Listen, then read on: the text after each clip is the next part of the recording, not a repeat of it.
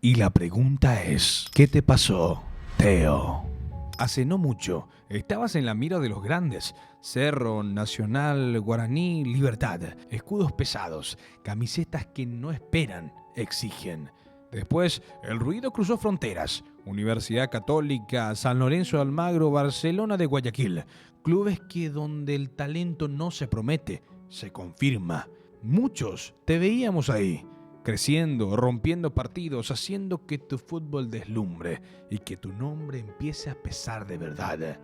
Y hoy la información sorprende bastante.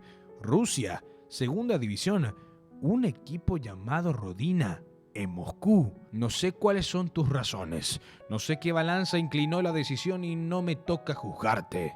Porque yo te imaginaba distinto, porque te veía brillando en uno de esos grandes, escribiendo tu historia donde se forjan los nombres importantes. Tal vez sea tu camino, tal vez el tiempo nos dé respuestas, pero hoy, con respeto y con esa sensación que queda en el pecho, te lo vuelvo a preguntar. Teo, ¿qué te pasó?